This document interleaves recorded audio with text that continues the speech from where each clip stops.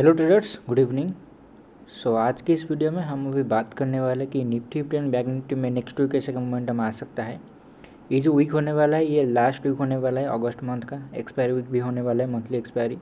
तो उसमें कैसा का मोमेंटम आ सकता है हम उसके बारे में अभी डिस्कस करेंगे। आपको दिख रहा होगा कि यहाँ पर एक डोजी कैंडल बन चुका है रेड कलर का, जिसको एक हैमर कैंडल भी आप बोल सकते हो, इन्वर्टेड हैमर कैंडल। जैसे कि यहाँ पर थोड़ा डोजी बना था, यहाँ पर एक नेगेटिव कैंडल है, नो डाउट एक नेगेटिव कैंडल है। पर हमेशा याद रखना, जब भी वैसे कोई कैंडल बनते हैं उनका कंटिन्यूशन आना चाहिए, ठीक है। कंटिन्यूशन मतलब यहाँ पर एक और रेड कैंडल बनना चाहिए जिसका क्लोजिंग एक कैंडल के लो के नीचे होना चाहिए 17710, या फिर अगर इसका क्लोजिंग जो है 758, इसके क्लोजिंग के नीचे नेक्स्ट वीक का कैंडल क्लोजिंग अगर होता है तो ही ये बियरिश बनेगा। और अगर ये कहीं भी ये ग्रीन कैंडल एक बन जाता है और ये कैंडल का जो क्लोजिंग आया है 758, इसके ऊपर अगर क्लोजिंग हो जाता है, ये जो नेक्स्ट वीक का जो क्लोजिंग होगा, देन इस केस में ये जो नेगेटिव सिनेरियो है ये फेल हो जाएगा, ठीक है। आपको एक और बात भी यहाँ पर ध्यान में रखना होगा कि ये जो कैंडल बना है ये सिर्फ आज का फॉल के बाद ही बना है। आज के फॉल के अगर मैं उसको छोड़ दूँ तो कल तक हम बहुत सारे लोग अभी बुलिश थे, आज के फॉल के बाद बहुत सारे लोग बियरिश बन चुके हैं।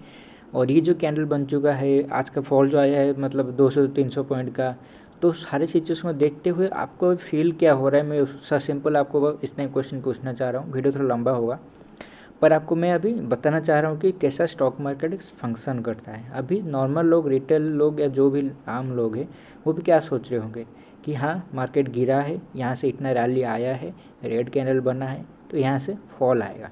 फॉल कहाँ तक नीचे आता है, नीचे आ सकता है। अगर रिटेस्ट करने के लिए बोलो तो ये जो मतलब पैटर्न बना था इसको रिटेस्ट करने के लिए भी आ सकता है 16800, और अगर चाहूँ तो ये भी सपोर्ट था तो 17000 तक भी आ सकता है। तो आना चाहे तो 17000 16800 के आसपास ही आ सकता है, उसमें कोई मतलब ये नहीं कि नहीं आ सकता है। पर आप ये लॉजिक देखो कि ट्रेंड लाइन को ब्रेक कर दिया है इसने, ठीक है। ट्रेंड लाइन को ब्रेक किया है, ब्रेक करने के बाद एक ऊपर एक कैंडल बनाया है। तो यहाँ पर सब लोगों को लग रहा होगा कि यहाँ पर नीचे आएगा मार्केट, क्योंकि यहाँ पर अगर मार्केट नीचे आएगा तो बाय करने के लिए बहुत कम लोग आएंगे कि बाय करेंगे, क्योंकि यहाँ पर मार्केट ऊपर आ चुका है। तो मुझे ऐसे क्यों लग रहा है कि मार्केट आपको फंसाएगा, और इससे कई सारे फैक्टर भी जुड़े हुए हैं। मैं इसका और डिटेल में बताने की कोशिश करूँ। एक फैक्टर यहाँ पर ये है कि ये जो लास्ट वीक है, ये जो लास्ट वीक है अगस्त मंथ का, ये है एक्सपायरी का वीक, ठीक है। जनरल में से देखा है, जैसे आपको मैंने बताया थर्ड वीक में एक सेलर, आपको लास्ट वीक में मैंने बताया था थर्ड वीक में एक सेलिंग प्रेशर आता है, उसको ट्रैप किया जाता है फोर्थ वीक में, मतलब फोर्थ वीक में बाइंग आता है लास्ट वीक में, क्योंकि वो बायर हमेशा चाहेंगे अगर वो इतना यहाँ से ख़रीद के लाए हैं, मार्केट का क्लोजिंग जो है मंथली क्लोजिंग वो हाई पे देने के लिए, ठीक है। हाई पे मतलब कहाँ पर, जहाँ पर ओबियसली आपको पता है हाई कहाँ पर है यहाँ पर, तो हाई के आसपास वो क्लोजिंग देने की कोशिश करेंगे। 50-100 पॉइंट 200 पॉइंट नीचे हो सकता है पर उसके आसपास क्लोजिंग देने की पूरी कोशिश करेंगे। पर यहाँ पर अगर आप एक्सपेक्ट कर रहे हो कि हाँ मार्केट गिरेगा, यहाँ पर 17,000 16,800 यहाँ तक अगर आ सकता है, तो मैं उस केस में थोड़ा मतलब डिसएग्री करूँगा। हाँ, यहाँ पर अगर एक और रेड कैंडल बन जाता है नेक्स्ट वीक, बाइंग प्रेशर नहीं आता है जो मैं एक्सपेक्ट कर रहा हूँ इसी हफ्ते आने के लिए, पर अगर नहीं आता है तो मैं बेयरिश बन जाऊँगा, ठीक है। मतलब यहाँ पर अगर एक और रेड कैंडल ऐसा बन गया, जैसे 2 रेड कैंडल यहाँ पर बने, 2 रेड कैंडल, अगर 2 रेड कैंडल बनते हैं तो ही मैं बेयरिश हूँगा। और लेवल वाइज में अगर बताऊँगा आपको, डेली चार्ट में थोड़ा स्विच कर लेते हैं। डेली चार्ट में अगर मैं देखाऊँगा तो ट्रेंड लाइन आ रहा है, ट्रेंड लाइन का रीटेस्ट होना भी बाकी है, ठीक है। तो मेरे हिसाब से अगर ये ट्रेंड लाइन मतलब 17600 का आ रहा है, ये जो कैंडल बना है फ्राइडे का एक कैंडल था, ठीक है, ये जो ग्रीन कलर कैंडल, ये कैंडल बहुत ज़्यादा इंपॉर्टेंट होने वाला है। ये कैंडल का लो था 17600 और इसने गैप को फिल नहीं किया था, ठीक है। तो अल्टीमेट 17600 के मतलब नीचे इसको नहीं जाना चाहिए मेरे हिसाब से, ठीक है। 17600 नीचे नहीं जाना चाहिए, तो मैं 17600 के आसपास अगर मिलता है मैं एक बार बाइंग करने की कोशिश करूँगा, ठीक है। स्टॉप लॉस मेरा एक गैप के आसपास रहेगा, 17560 के आसपास आ रहा है, 550 का मैं 50 पॉइंट का एसएल डालूंगा। 600 के आसपास अगर आता है मैं बाय करूँगा, 650 के आसपास कहीं भी आता है, ठीक है, मैं यहाँ पर बाय करने की कोशिश करूँगा। और अगर मंडे को गैप डाउन खुल जाता है, ठीक है, मंडे को अगर गैप डाउन खुल जाता है तो उस केस में थोड़ा भी ट्रिकी सिनेरियो हो जाए, क्योंकि मार्केट यहाँ पर रेड कैंडल बनाया है और जनरली ऐसे देखा है कि एक एनगल्फिंग कैंडल है, ठीक है। एनगल्फिंग कैंडल में क्या होता है ना, उसका वही सेम कंटिन्यूशन आना चाहिए। रेड कैंडल अगर बनता है तो ही यहाँ पर हम बियरिश होंगे। पर अगर मंडे को गैप डाउन खुलता है इसी ट्रेंड लाइन के आसपास, इस ट्रेंड लाइन के नीचे, तो पॉसिबिलिटी थोड़ा मतलब है कि यहाँ से पुल बैक अपसाइड हो सकता है, क्योंकि एक ही दिन में अगर समझ लो, सिंपल साइकोलॉजी को समझ लो, अगर एक दिन में एक हम यहाँ पर मतलब एक ये जो रैली था, ठीक है, इस रैली में कहाँ पर आपको बाय करने का मतलब समझ लो ग्रीड आपके मन अंदर आया, ज़रूर यहाँ पर आया होगा थोड़ा, ठीक है, करेक्शन मार्केट किया, यहाँ पर थोड़ा आया होगा, मार्केट करेक्शन करना स्टार्ट कर दिया है, ठीक है, छोटा करेक्शन करना स्टार्ट कर दिया है। तो जब भी ग्रीड फैक्टर आ जाता है वहाँ पर आपको डर आ जाता है, ठीक है। तो उस सिंपल लॉजिक के हिसाब से बोल रहा हूँ। ये जो लास्ट वीक जो आपको पता है एक्सपायरी का वीक, बाहर हमसे कोशिश करेंगे हाई साइड मंथली लैंड का क्लोजिंग लाने के लिए। मार्केट 1-2 दिन के लिए गिर सकता है, पर मैं अगर बोलूँगा इस हफ्ते में ट्यूसडे जो रहता है, ट्यूसडे आपको पता है ट्रेंड रिवर्सल डे रहता है, ट्यूसडे को मैं एक्सपेक्ट कर रहा हूँ, या फिर मंडे को भी हो सकता है वो सेकेंड हाफ के शुरू हो जाए।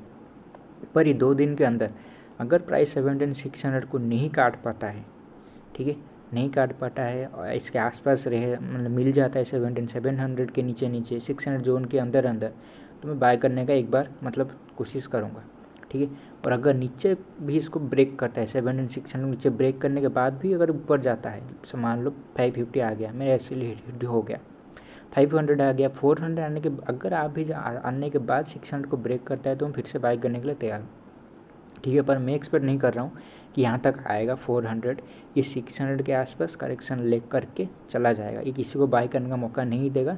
और देन ये जब अगर ये आएगा देन आपको डायरेक्ट 18400 18500 के आसपास आपको सितंबर मंथ में दिख जाएगा, ठीक है। और यहाँ पर मैं क्यों मतलब सेलिंग नहीं करना चाह रहा हूँ आपको मैंने बताया दिया, एक तो ट्रेंड लाइन के ऊपर है, ठीक है, एक दिन के अंदर ये अगर हमें बियरिश बना सकता है, क्योंकि अभी सिंपल लॉजिक देखो, आप यहाँ पर क्या कर रहे हो, आपको यहाँ डर लग रहा है या नहीं, एनगल्फिंग कैंडल बना है 300 पॉइंट का फॉल, आपको डर लग रहा है यहाँ पर, ठीक है, आपको डर लग रहा है तो बाय कौन करेगा, बड़े प्लेयर, सिंपल लॉजिक है ना। और मैं अगर आपको पिछले चार्ट में भी ले जाऊँगा 7600, देखो यहाँ पर एक हाई था, ठीक है, 600 का हाई, यहाँ पर 600 का हाई, यहाँ पर ऑलमोस्ट 600, तो ये 7600 बहुत बड़ा सपोर्ट है, इसको तोड़ना उतना आसान नहीं है मेरे हिसाब से। और अगर ये गैप अप खुल के तोड़ मतलब आता है नीचे, तो उस केस में मैं मतलब थोड़ा बेरिश जाने के लिए हो सकता हूँ, मतलब ये मेरा मूड बन सकता है। पर अगर गैप अप नहीं खुलता है, गैप डाउन खुल जाता है, फ्लैट खुलने का मार्केट को डोजी वोजी कैंडल बना लेता है, तो मैं उस लो का ऐसा डाल के भी मंडे को बाय करने के लिए तैयार हूँ, ठीक है। और अगर 600 नीचे वो क्लोजिंग दे देता है देन मैं एग्जिट कर लूँगा एक बार, और अगर 600 के ऊपर फिर से आता है क्लोजिंग देने के लिए, मैं वहाँ पर बाय के, मेरा सेंटीमेंट यहाँ पर बाइंग है, ठीक है, सिंपल मैं यहाँ पर बाय करना चाहता हूँ। और यहाँ पर सेलिंग करने का मेरा उतना मूड नहीं है जब तक 600 नीचे क्लोजिंग देना स्टार्ट नहीं करता। अगर मंडे को क्लोजिंग देना स्टार्ट कर देता है तभी मैं बियरिश होऊंगा इसी हफ्ते में, देन एवरी सेल मतलब राइज पे मैं इसको शॉर्ट करने के लिए तैयार हूँ, ठीक है। पर मंडे को सेल 600 नीचे क्लोजिंग दे पाना मेरे हिसाब से मुश्किल है, ठीक है, फिर भी प्राइस के हिसाब से चलेंगे और ऐसा मोमेंटम हमें देखने को मिल सकता है। अभी थोड़ा अगर आप जो मैंने आपको लास्ट वीक में जो एक वीडियो में शायद बताया था किसी दिन, ये आपको डर आएगा 18,000 के आसपास 1800 के आसपास जा सकता है, जानने के बाद 17,800 के आसपास आएगा, ठीक है। मैंने जो बताया था कि यहाँ ऊपर जाएगा नीचे आएगा फिर ऊपर जाएगा नीचे आएगा, ठीक है, तो वो अभी नहीं दिख रहा है, ये पहले ही डराना स्टार्ट कर दिया है। तो अगर डराना स्टार्ट कर दिया है, ये ज़्यादा दिन आपको नीचे मतलब लेने को नहीं मिलेगा। और यहाँ पर एक और थॉट प्रोसेस ये भी है, इतने बड़ा रैली आने के बाद अगर एनगल्फिंग कैंडल यहाँ पर बन रहा है, ठीक है, बहुत से लोगों का मन में दिमाग में ये आ रहा होगा ना, एक तो ब्रेकआउट फेलर होगा, बहुत से लोगों के मन में ये दिमाग में आ रहा होगा, दूसरा एनगल्फिंग कैंडल बनाया है यहाँ तो मार्केट गिरेगा ही गिरेगा, क्योंकि 3000 पॉइंट का अप रैली आया है, 15,200 से ऑलमोस्ट 18,000 के आसपास आया, 2700 पॉइंट का रैली आ चुका है। तो अगर यहाँ पे गिरना ऑब्वियस है, ठीक है, यहाँ पर गिरना मार्केट में ऑब्वियस है कि मार्केट गिरेगा, क्योंकि रिट्रेसमेंट अगर यहाँ पर 17,000 के आसपास रिट्रेसमेंट ये मार देगा तो कोई प्रॉब्लम नहीं होगा। पर मेरे हिसाब से 17,000 का रिट्रेसमेंट अगर ये मार देता है तो और भी नीचे आ सकता है, ठीक है, 17,000 या 17,400 भी अगर ब्रेक कर देता है तो और भी नीचे आने का प्रोबेबिलिटी है। तो उस केस में मैं थोड़ा बियरिश बन जाऊंगा। पर 7,600 के आसपास मेरे हिसाब से 7,600 ये हफ्ते का लो होना चाहिए, ठीक है, 550 हो सकता है, 575 हो सकता है, पर ये उसका लो होना चाहिए। यहाँ पर मैं एक बार बाई करने की कोशिश करूँगा, और अगर मैं अच्छा खासा मार्केट ऊपर चलता गया तो 18,600 के आसपास आपको हो सकता है ये सितंबर मंथ में आपको दिख जाए। ठीक है, तो ये मेरा व्यू निफ्टी है। बैंक निफ्टी चलते हैं, बैंक निफ्टी कैसे मूवमेंट में आ सकता है। Bank Nifty almost same psychology है, आपको ज़्यादा पकाऊंगा नहीं, डायरेक्ट लेवल के ऊपर बात करूँगा। बैंक निफ्टी देखो तो सेम एनगल्फिंग कैंडल बना है, यहाँ पर मैंने ट्रेंड लाइन ड्रॉ करके रखा है। ठीक है, ये भी यहाँ पर सपोर्टिव पॉइंट बनेगा, जो कि उसका लो आ रहा है वही 750 के आसपास। ये जो ग्रीन कैंडल बना था ये क्या था, फ्राइडे का ग्रीन कैंडल शायद था, हाँ ये 12 तारीख का फ्राइडे का लो था 38,739। ठीक है, तो यहाँ तक अगर ये मतलब कहीं भी सपोर्ट ले लेता है, क्योंकि यहाँ पर देखो सेम ये एक सपोर्ट था 38,724 के आसपास, 700 पकड़ लो।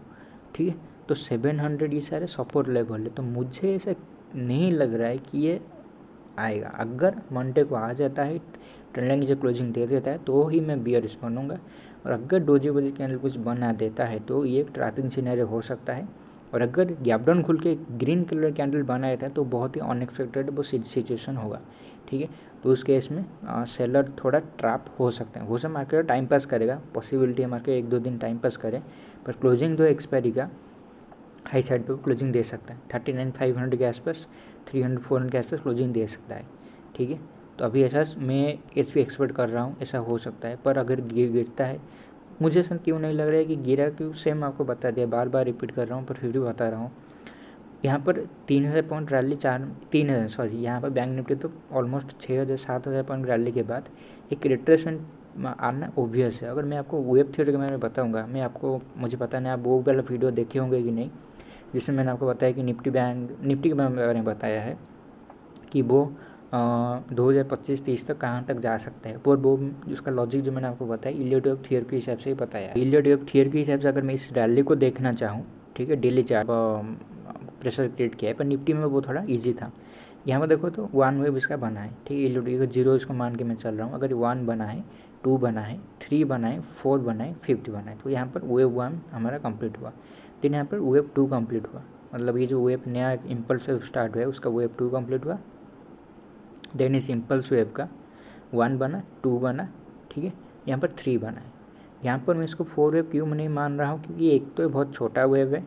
ठीक है, दूसरा यहाँ पर कोई करेक्शन नहीं है, क्योंकि यहाँ पर देखो तो 1, 2, 3 मतलब थर्ड दिन को मार्केट ऊपर गया था। ठीक है, 2 वेव इसको मैं मान के चल रहा हूँ। तो 4th वेव अगर यहाँ पर बनता है, जो कि 3 वेव का 4th वेव होगा, तो ये 3 दिन 4 दिन तक इस जोन में हो सकता है थोड़ा रुके। ठीक है, मतलब करेक्शन दे दे, तो ये 1-2 दिन 3 दिन के, मतलब ये जो 2 दिन लिया है, यहाँ पर मैक्स टू मैक्स 4 दिन 5 दिन के अंदर इसको ऊपर जाना चाहिए। अगर 4-5 दिन से ज़्यादा टाइम ले लेता है या फिर ज़्यादा प्राइस वाइज डाउन साइड आता है तो ही दिक्कत है, और एल्स यहाँ पर कोई वैसी बड़ी दिक्कत नहीं है मेरे हिसाब से। ये वो 3 वेव का 4th वेव बना है, देन 5th वेव बनेगा, 3 वेव का 5th वेव। मतलब यहाँ पर जो रैली इसका 36,960 37,000, और ये इसका लो था 34,600 का, मतलब 2,500 पॉइंट समझ लो। ठीक है, मतलब ये 38,700 के आसपास अगर ये सपोर्ट ले लेता है, 38,700 38,500 भी कहीं भी अगर ये सपोर्ट ले लेता है, तो यहाँ से 2,500 पॉइंट आप पकड़ लो तो 41,000 के आसपास आ रहा है। ठीक है, तो ये उस स्टेज में भी अपसाइड के लिए जा सकता है। और यहाँ पर क्यों, मतलब फिर से मैं बार बार रिपीट नहीं करूँगा, वही मैं आपको मतलब लॉजिक बता दिया क्यों मैं बाय करना चाह रहा हूँ। सेलिंग करने का मेरा मूड उतना नहीं है, पर अगर क्लोजिंग आता है, ठीक है, लेवल आपको नहीं बता दिया, 700 के नीचे क्लोजिंग आ जाता है, या ट्रेंड लाइन जो मैंने ड्रॉ किया है ट्रेंड लाइन के नीचे क्लोजिंग आ जाता है, तो ही मैं यहाँ पर बेयरिश बनना, मतलब पूरे वीक में मैं साइलेंट मतलब राइज पे सेल करूँगा। और एल्स मैं यहाँ पर बाय करने की कोशिश करूँगा मंडे या ट्यूसडे के आसपास। अगर वो लो के प्राइस के आसपास आता है तो मैं बाय करने का एक बार कोशिश करूँगा। डेली चार्ट में वो डेली एनालिसिस वाली वीडियो में आपको बता दूंगा मंडे को क्या करना है, क्या देखना है आपको, तो थोड़ा उसको ध्यान में रखिएगा। ठीक है, तो यही है मेरा नेक्स्ट वीक के लिए व्यू। यहाँ तक इस वीडियो को देखने के लिए आपका बहुत बहुत शुक्रिया, थैंक यू।